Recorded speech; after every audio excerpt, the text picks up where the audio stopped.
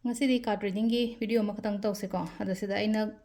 nungani ka pai se group 1 group 2 aina khai dok se hadi pon numit ke kanate ko general reading sum ama sum khalaga yeng se ba ado yeng ga dori ba topic sina kari no hai kan se da ai do karam kanda stable oiga da ge ko stable oiga da ge hade business to mi harasine ko hadi hajik lai no ko stable haibagi athadi leino ko pura puri hadi nin ata nam khak leiba to magak thabak to oiro business to oiro te te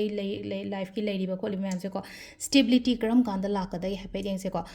clear quartz khansira natraga amethyst khansira ko ama khala se ko hadi sidagi ama choose to ro ko aduga yenga so stability se karam kanda la ka dage kari kari haji engon da yet papan ba khot pa lerege engon aina kari shamdo ka dage habado adugi general reading macha ma to se ko clear quartz tagi hana khala se ko group 1 ko group 1 clear course ko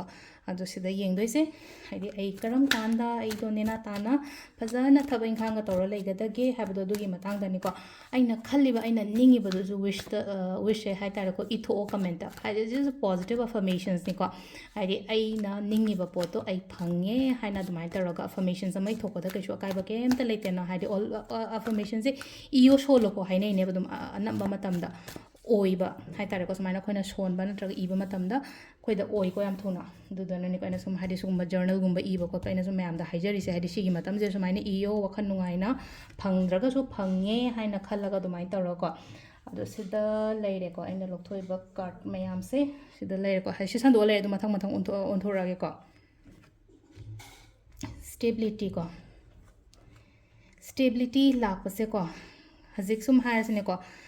hauji hauji kitang nungaite ko yam sengna harakan to ko krum aina khalli ba pot mayam siga haidi oithore isiga yamna chana dabai damakta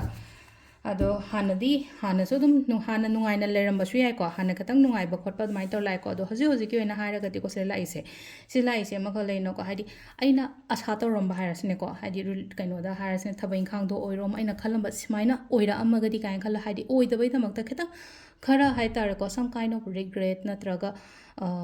disappointed kumba oibado smaila aise ha luktharaga isa je kitang tawning da dana khanjallaga sum leibado dumaina oina leiko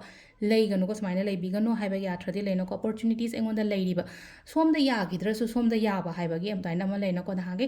yelom da dum chatpa lambi se ko yelom da dum chatpa ja handak je oirom da thaido o yeng se banjak se hadise leino ko oirom da thaido ba khatangi wasu na tan leino ko somda yagidra ga ti engonda opportunity atei atei su khra lai ko hanagi nuai ta dum khanjala let go to holo hai ko se lein je ko hadi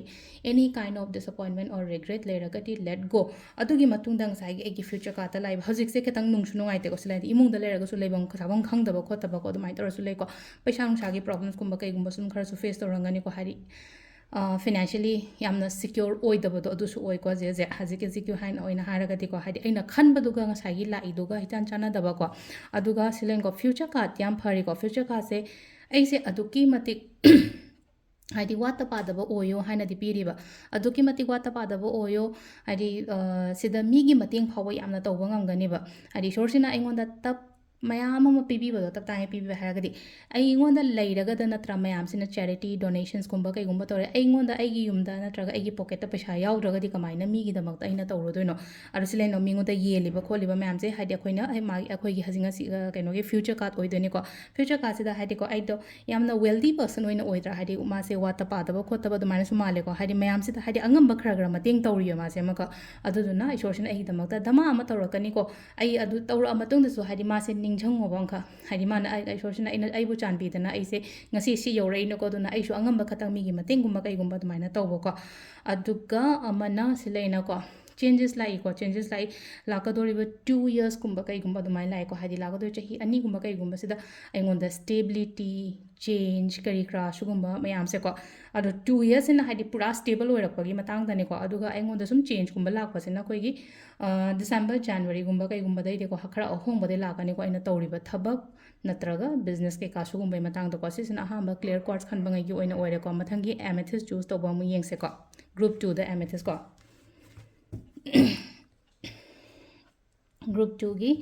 amethyst ko stability ai karam khanda stable oidori ge habado ko ado sidagi yengminara se afaba nga ta lakpa su oisanu ko message afaba laga di wakhan su nungai na angka aduna ꯑꯩꯁꯤꯕꯨ ꯀꯔꯝ ꯀꯥꯟꯗ stable ꯑꯣꯏꯗꯣꯔꯤꯒꯦ ꯍꯥꯏꯕꯒꯤ ꯑꯗꯨꯒꯤ ꯃꯇꯥꯡꯗꯅꯦꯀꯣ ꯉꯁꯤꯒꯤ card ꯔꯤꯗꯤꯡꯁꯦꯀꯣ 2 3 4 5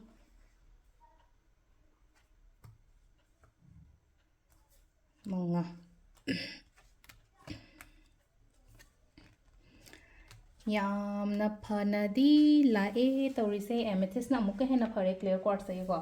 ꯍꯧꯖꯤꯛꯁꯨ ꯑꯗꯨꯝ ꯀꯩꯅꯣ ꯌꯥꯝ ꯉꯥꯏꯔꯒ ꯂꯩꯔꯤꯀꯣ ꯑꯩꯅ ꯉꯥꯏꯔꯒ ꯂꯩꯔꯤꯕ ꯄꯣꯠꯁꯦ ꯔꯤꯖꯜꯠꯁꯦꯀꯣ ꯄꯣꯖꯤꯇꯤቭ ꯑꯣꯏꯅ ꯂꯥꯛꯏꯀꯣ ꯍꯥꯏꯗꯤ ꯔꯤꯖꯜꯠꯁꯦ ꯁꯤ ꯂꯩꯁꯦꯀꯣ ꯁꯤ ꯂꯥꯛꯏꯁꯦ ꯑꯃꯨꯛꯀ ꯔꯤꯖꯜꯠꯁꯦ ꯄꯣꯖꯤꯇꯤቭ ꯑꯣꯏꯅ ꯂꯥꯛꯏ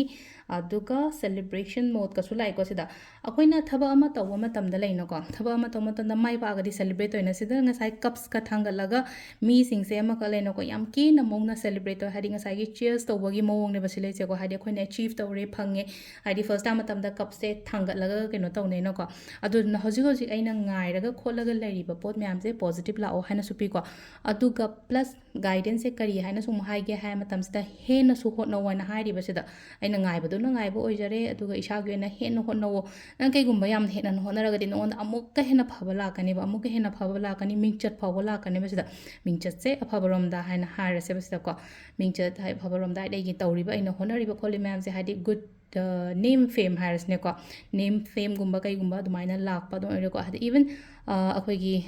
ꯂꯥꯛꯀꯗꯧꯔꯤꯕ 2-3 ꯌꯔꯁꯁꯦꯀꯣ ꯍꯥꯏꯗꯤ ꯐꯣꯔꯦꯟ ꯇ꯭ꯔꯤꯞꯁ ꯅꯠꯇ꯭ꯔꯒ ꯍꯥꯏꯗꯤ ꯑꯥꯗ ꯁꯦꯇꯜ ꯇꯧꯕ ꯐꯥꯎꯕ ꯂꯩꯔꯤꯕꯁꯤꯗ ꯍꯥꯏꯗꯤ ꯇꯨꯔꯒꯨꯝꯕ ꯀꯩꯒꯨꯝꯕ ꯅꯠꯇ꯭ꯔꯒ ꯑꯩꯗꯣ ꯁꯦꯇꯜ 3 ꯌꯔꯁꯁꯤꯗꯀꯣ ꯑꯗꯨꯃꯥꯏꯅ ꯈꯟꯕꯒ ꯂꯩꯔꯒꯗꯤꯀꯣ ꯍꯥꯏꯗꯤ ꯁꯤꯗ ꯂꯩꯁꯦ ꯍꯥꯏꯗꯤ ꯆꯥꯟꯁꯦꯁ ꯌꯥꯝꯅ ꯍꯥꯏ ꯑꯣꯏꯅ ꯂꯥꯛꯑꯦꯀꯣ ꯍꯧꯖꯤꯛ ꯃꯤ ꯄꯨꯟꯗꯦꯀꯣ ꯀꯌꯥ ꯑꯩꯒꯤꯅꯦ ꯍꯥꯏꯕꯗ ꯃꯤ ꯂꯩꯇꯦ ꯀꯩꯝ ꯈꯟꯒꯅꯨ ꯍꯥꯏꯗꯤ ꯁꯤꯗ ꯂꯩꯅꯀꯣ ꯁꯨꯃꯥꯏꯅ ꯃꯤ ꯐꯤꯜꯇꯔ ꯑꯥꯎꯠ ꯇꯧꯈꯤꯕꯁꯦ ꯑꯩꯈꯣꯏꯒꯤ ꯂꯥꯏꯐꯇꯒꯤ ꯍꯥꯏꯗꯤ ꯁꯤꯗ ꯁꯤꯁꯤꯡꯁꯦ ꯏꯁꯥꯅ ꯑꯗꯨꯝ ꯈꯪꯕꯤꯔꯣ ꯍꯥꯏꯗꯤ ꯀꯔꯝꯕ ꯃꯤꯅ ꯑꯩꯒꯤꯅꯣ ꯀꯔꯝꯕ ꯃꯤꯅ ꯑꯩꯒꯤ ꯅꯠꯇꯦꯀꯣ ꯍꯥꯏꯅ ꯍꯥꯏꯕꯁꯦ ꯁꯤ ꯂꯩꯅꯀꯣ ꯍꯥꯏꯗꯤ ꯍꯧꯖꯤꯛ ꯏꯊꯟꯗꯗꯤ ꯇꯥꯏ ꯏꯊꯟꯗ ꯇꯥꯔꯒꯁꯨ ꯋꯥꯈꯜ ꯅꯨꯡꯉꯥꯏꯅ ꯂꯩꯌꯣ ꯁꯤꯗ ꯑꯩꯒꯤꯗꯃꯛꯇ ꯌꯥꯝ ꯐꯔꯤꯀꯣ ꯊꯕꯛ ꯑꯅꯧꯕ ꯍꯧꯕꯀꯣ ꯊꯕꯛ ꯑꯅꯧꯕ ꯍꯧꯕ ꯌꯥꯏꯀꯣ ꯍꯧꯖꯤꯛꯁꯦ ꯍꯥꯏꯕꯒꯗꯤ ꯍꯧꯖꯤꯛ ꯑꯣꯏꯔꯁꯨ ꯌꯥꯏ ꯅꯠꯇ꯭ꯔꯒ ꯑꯩꯈꯣꯏꯒꯤ ꯅꯦꯛꯁ ꯌꯔꯒꯨꯝꯕ ꯍꯧꯕꯤꯒꯦꯔꯥ ꯆꯍꯤ ꯂꯣꯏꯔꯝꯗꯥꯏꯒꯨꯝꯕꯗ ꯍꯧꯒꯦꯔꯥ ꯑꯦꯅꯤ ꯀꯥꯏꯟ ꯑꯣꯐ ꯁ꯭ꯇꯥꯔꯠꯀꯨꯝꯕ ꯇꯧꯕ ꯅꯠꯇ꯭ꯔꯒ ꯌꯨꯝꯗꯩ ꯃꯄꯥꯟ ꯊꯣꯛꯄ ꯍꯥꯏꯔꯁꯤꯅ ꯑꯩꯗꯤ ꯃꯄꯥꯟ ꯂꯝꯗ ꯊꯕꯛ ꯇꯧꯔꯨꯔꯒꯦ ꯁꯤꯗ ꯄꯣꯠ ꯌꯣꯝꯃ ꯆꯠꯂꯤꯁꯦ ꯅꯨꯄꯥꯁꯤꯅꯀꯣ ꯍꯥꯏꯗꯤ ꯉꯁꯥꯏꯒꯤ ꯐꯤꯁꯤꯗ ꯄꯣꯠ ꯌꯣꯝꯃꯒ ꯆꯠꯄꯗꯣ ꯍꯧꯖꯤꯛꯅ ꯑꯃꯨꯛ ꯇ꯭ꯔꯣꯂꯤ ꯕꯦഗ് ꯂꯒꯦꯖ ꯀꯔꯤ ꯀꯔꯥ ꯃꯌꯥꯝ ꯑꯃ ꯑꯗꯨꯃꯥꯏꯅ ꯑꯣꯏꯔꯦꯀꯣ ꯊꯥꯏꯅꯗꯤ ꯍꯥꯏꯗꯤ ꯉꯁꯥꯏꯒꯤ ꯑꯩꯈꯣꯏꯒꯤ ꯐꯤꯁꯤꯗ ꯂꯣꯏꯅ ꯃꯥꯒꯤ ꯃꯄꯣꯠ ꯃꯆꯩ ꯃꯌꯥꯝꯗꯣ ꯌꯣꯝꯁꯤꯜꯂꯒ ꯆꯠꯂꯤꯅꯦꯕ ꯑꯗꯣ ꯁꯤ ꯂꯩꯅ ꯑꯩ ꯆꯠꯂꯒꯦ ꯍꯧꯔꯒꯦ ꯑꯩꯗꯣ ꯀꯩꯅꯣ ꯇꯧꯔꯒ ꯌꯦꯡꯉꯨꯔꯒꯦ ꯀꯥꯏꯅ ꯈꯟꯕꯗꯣ ꯑꯗꯨꯃꯥꯏꯅꯒꯨꯝꯕ ꯂꯩꯔꯒꯁꯨꯀꯣ ꯍꯥꯏꯗꯤ ꯆꯠꯄꯤꯕ ꯌꯥꯏꯀꯣ ꯍꯥꯏꯗꯤ ꯑꯩ ꯁ꯭ꯇꯥꯔꯠ ꯑꯃ ꯇꯧꯔꯒꯦꯅ ꯈꯟꯖꯔꯤꯁꯦꯀꯣ